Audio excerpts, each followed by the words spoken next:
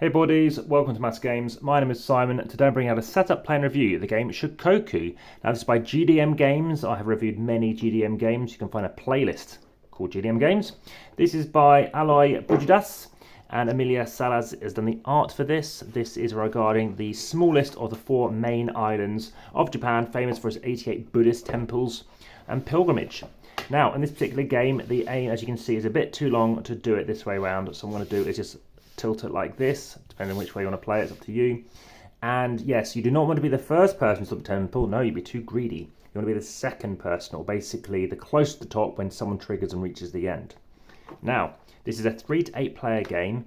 The duration is typically around 30 minutes. As you can see, there's various different pilgrims in here. I'm going to set this up as a 3-player game. It's recommended as a 5. I enjoyed playing this actually on my birthday at AmassGames Con. As a 4, I've also played it as a 3 as well. It's also effective. So you're going to take out your respective pilgrims. So you're going to take 1 to start on position 1. So I'm getting a red, purple, obviously lost my last name, and blue. And then you have obviously 1 left over for each of the other characters. That can all go back away. Aside from that, you'll also need out these cards. They are numbered 1 to 33. You can have the player cards so you can see who everyone is, but you generally don't need them. So if I were you, you can just chuck them away. And whilst I'm still setting this up, please ensure you hit the notification bell, be notified when other stuff comes along, as well as a subscribe button. There have been daily videos for the last 4 years. Now everybody can use these player aid cards, but generally speaking, even though they are double-sided, you generally don't need them. So play player cards, you're going to move up, collect mantra cards. I'll show you how this works in a second. So aside from that, whilst I'm still setting up, you're going to be getting 3 cards each. Please ensure that you also go through via Facebook, via the Linktree description. And yeah, you can support the channel via Patreon. There are occasionally competitions, so keep checking back on Linktree. And lastly, via Instagram, there's over 2,500 posts, so please follow there too. As I said, on Facebook too. So you're also going to take a starting card. It's a random card with a random colour. Let's go with purple. That is where they're going to start. Then you're also going to be laying out other cards. So this is going to say it'd be blue. So this, as you can see, is a higher value. So it's going to move off to the right-hand side. And I think actually, based on the side of the board, we could probably do it around here actually. So now with purple down here, one more colour for red. It is higher and it's going to go there. And this is going to dictate the starting positions that everyone's going to be on. So right now, purple has gone up 2 positions. Sorry, wrong one there. Purple 2. We've then got, purple is 3, we have blues that goes up 2, and we have red that goes up 4. Now, as I said, you want to not be the top, but actually you don't want to be last either, because if you are last, then as you'll see, you'll actually not be able to win, because you want to be, in a 3-player game, the second highest, so basically the middle position. In a 4-player game, 5-player game, it's kind of similar. You basically want to be second from the top, typically, sometimes second from the bottom in a 5-player game. Okay, so now I've got some cards. I've got 3 cards I can play. Oh my goodness, these were shuffled. But as you can see, I want to try not play move too many steps. So if you happen to play the middle value card when these cards get revealed, then what's going to happen is you are going to have to actually move. And what you'll be doing is you'll not be moving. So if you have the middle card, you won't be moving. So this is a terrible hand for me, but let's say I'll just play out the one that moves me the least. So I'll play out 31. But we go off in the order, so we go blue first. So blue happens to have, let's say they want that middle value card.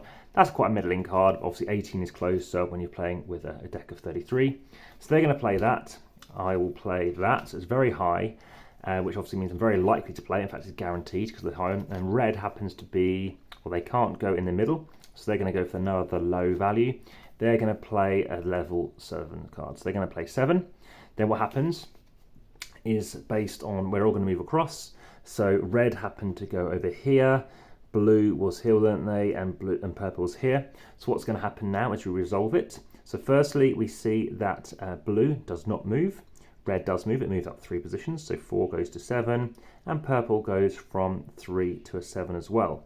Then the person who is in the left, in the middle, like I said, didn't move, person on the left, they always draw a random card, so they draw a blind card into their hand. So now they've got that card along with these 2 cards, which we'll look in a second. So red has that, blue doesn't do anything, purple, and so now blue and red are going to be given one of these cards. So blue picks first, and they pick a nice easy middle value card. So that's going to go with their hand there, and I'm going to also go for a middle value card because I don't want to get stuck with high value cards. This card is now discarded, it's out of the game, it's going to go face up. Then what happens, red moves to the end. So red had the advantage of drawing a wild random card. Now that is the order that we're playing out cards next. So now blue is going to look through their cards, try and play a middle value card. So again, 17 is a nice middle value number. It goes over here. Purple looks through their 3 cards. Obviously, it's picked up this card here. So it's going to go low. We can't tell right now, but it looks as if, again, statistically, blue is going to be in the middle again. Red looks through their cards. And again, it's got very low value cards. So it wants to move only a little bit. So it'll get rid of their 1 card. So now 1 goes there. Purple was here, actually. So now, actually, purple is not going to be moving. So now we go through it in order. So red moves up 3. Purple doesn't move. And blue moves up 3 as well. So I think we start on 2, so it's now up to 5. Again, red now takes another random wild card. In this case, another 2. Blimey, they got unlucky there. And now we have purple is going to take one of these 2 cards. Again, I'll take a nice middle value card. And then blue is going to take its card. So it can choose between these. It doesn't want that high value card. And again, 31 is going to be ditched to move over here. And then, just per usual, the card that was on the left moves to the end again. So that's the order. So we'll just play it one more time. Purple is going to be starting. So purple looks through their cards. Again, tries to play a nice mid-value card. 18. Then blue, its turn. I think it's these cards. So blue might go middle again and hope that it's not going to move up 5.